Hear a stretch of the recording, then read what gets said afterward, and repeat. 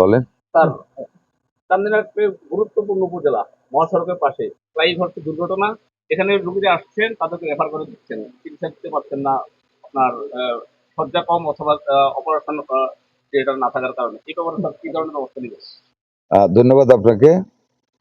আমি তো আজকে কুমিল্লা অনেকগুলি হাসপাতাল দেখে এখানে আসলাম। মাননীয় এমপি সাহেব রাস্তা দাঁড়িয়েছিলেন, আমি একটু বৃষ্টির জন্য এটা বাদ দিয়েছিলাম প্রোগ্রাম থেকে। তো উনি যখন খবর দিলেন আসার জন্য আমি আসলাম। আসায় আপনাদের উপকারটুকু এটুকু হয়েছে, I think you are really lucky. মাননীয় প্রধানমন্ত্রী অন্য একটা কাজে আমাকে ফোন দিয়েছেন, এই চান্সে আমি আপনাদের বিল্ডিংটার অবস্থা বললাম, এই অক্সিজেন প্ল্যান্টের কথা বললাম।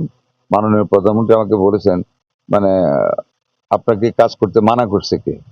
কাজে বোঝা যায় ইটস এ ভেরি পজিটিভ মানে প্রপোজিশন, যে মানে তার মানে আপনি কাজটা করেন।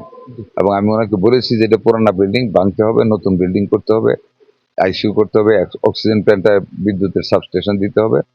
তা উনি আল্লাহর মতে বলেছেন এটা নতুন বিল্ডিং এর জন্য কাজ শুরু করতে, মানে সব কাগজ কলম রেডি করতে, পরিকল্পনা নিতে বলেছেন। এটার সাথে ইনশাল্লাহ 100 শয্যা করার জন্য একবারই আমরা এটা করে ফেলবো। অক্সিজেন প্ল্যান্টটাও চালু হবে। আপনাদের এই রাস্তাটার ব্যাপারে আমি রোডসের অ্যাকশনের সাথে আলাপ করেছি, উনি 7 দিনের ভিতর দেখে ব্যবস্থা নেবেন, রাস্তাটাও পাকা করবেন। দোয়া রাখবেন আমাদের প্রধানমন্ত্রীর জন্য।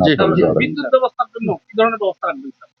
কোথাকার বিদ্যুৎ? এই হসপিটালে স্যার বিশেষ বিদ্যুৎ আছে, আমরা ডাবল লাইনে বিদ্যুৎ ব্যবস্থা সারা বাংলাদেশে করতেছি, এটা তো করবো ইনশাল্লাহ। যাতে একটা ফেজ গেলে আরেকটা ফেজ যাতে থাকে, ওটা আমরা ব্যবস্থা করবো। Thank you very much.